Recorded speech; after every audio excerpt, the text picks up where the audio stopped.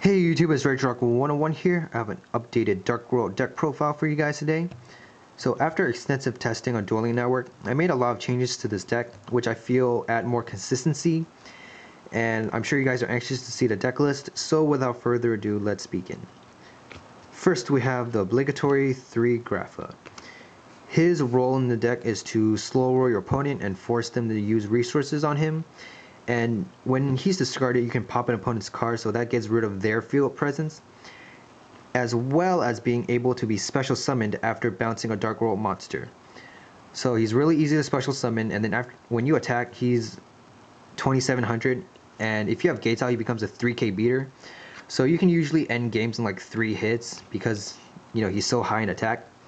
And an example of him wasting your opponent's resources would be this. When you special summon him, your opponent will usually waste Warning or Bottomless or something because they can't afford to take the hit of 27 or 3000. And then if you attack, your opponent could activate Mirror Force or Deep Prison or something to get rid of him because he's that big of a threat just due to his easy special summon and his high attack.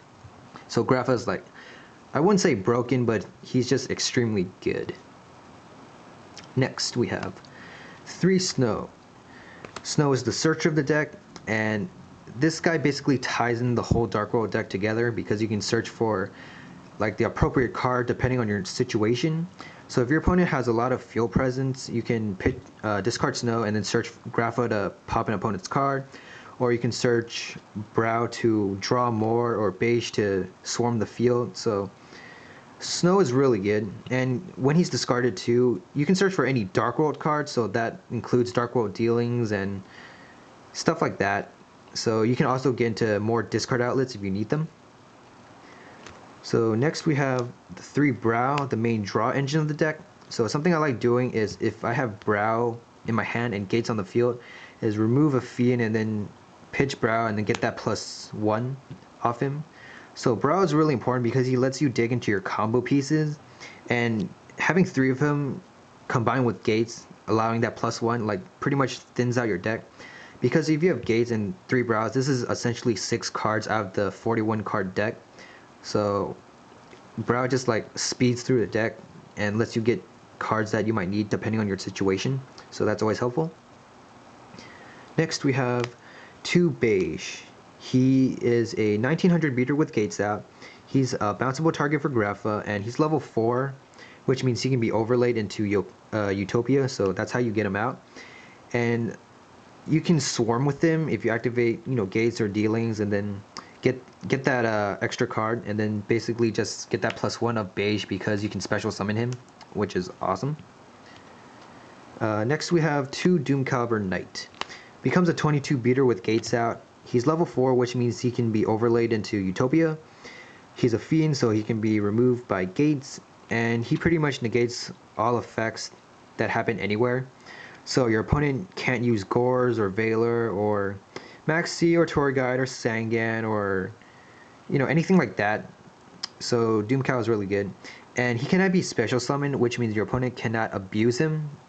And once he's fulfilled his purpose on the field, he just lies in the graveyard like that, just waiting to be removed by Gates. So that's always good. Next we have 1 Sangan. So Sangan is really important in this deck because he's a Fiend, so you can remove him with Gates. But he's basically the searcher for Brow and Morphing Jar that I run. And he becomes a 13 beater with Gates out, if I haven't mentioned that already. And Sangan is just a generally good card, so why not run him. Next we have Morphing Jar. Sorry guys, this is a proxy. I hate having proxies in my deck, but I don't have a Morphing Jar currently, so if you guys have one, PM me if you want to trade it. And Morphing Jar adds the one thing that Dark World needs to succeed in a meta like this, which is consistency. Because when Morphing Jar is flipped, you get that +5 or +4 or whatever. And he's also a discard outlet, so in addition to those 5 cards, depending on how many Dark World monsters you had that you discarded off Morphing Jar's effect, you get those pluses as well, which is incredible.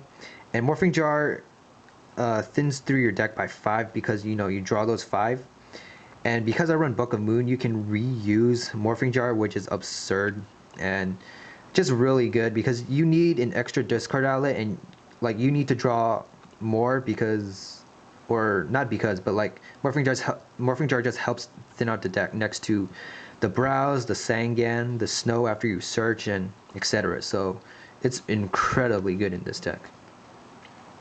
Next we have the spells. 3 Gates.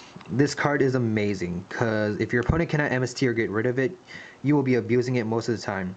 Just activate this, pitch Snow, search Brow, remove Snow, and then pitch Brow, and then get that +1, which is crazy, and it boosts all your monsters by 300, which is pretty good. Next we have 2 Pop Duality. This card adds consistency. Even if you cannot special summon Grapha, it doesn't really matter because Duality helps you get into discard outlets you might need and just all that good stuff. So 2 Duality is pretty important in this deck. Next we have 2 Dark World Dealings. Discard outlet, draw power, and yeah. 2 Drag Downs, lets you see your opponent's hand so you can pretty much predict what they're going to do next turn. Discard outlet, and lets you draw. So it's really good. Next we have 2 MST. Staples. Reborn is the staple. Heavy Storm is the staple. Dark Hole is the staple. Card Destruction, it's absolutely broken in Dark World. Book of Moon lets you reuse Morphing Jar. Allure of Darkness, more draw power. And Foolish Burial, it's important to get that first turn. I mean, you can send Grapha to the grave first turn with this. And like, if you draw, if you draw this, excuse me guys, if you draw this mid game, you can send a Grapha to the grave, so that's always helpful. Next we have the traps. 2 Solemn Warning. Bottomless did not cut it out because Warning had like so much more use because it can negate Gores and Battle Fader and Tragodia, which are pretty annoying because they stall out this deck. And 2,000 life points isn't that much because I took out Skill Drain, so you can afford to waste life points now. And Warning is just way too good. Prevents your opponent from pretty much doing anything because they can't summon. Solemn Judgment, pretty much the same thing as Warning. And it protects your back row from like Heavy Storm because you do tend to send a lot with Drag Downs and the pluses from Morphing Jar and Card Destruction and all that. 1 Dark Smog, extra discard outlet, helps get rid of graveyard stuff like plants if you're facing them. Insectors when they get really good so they can't equip.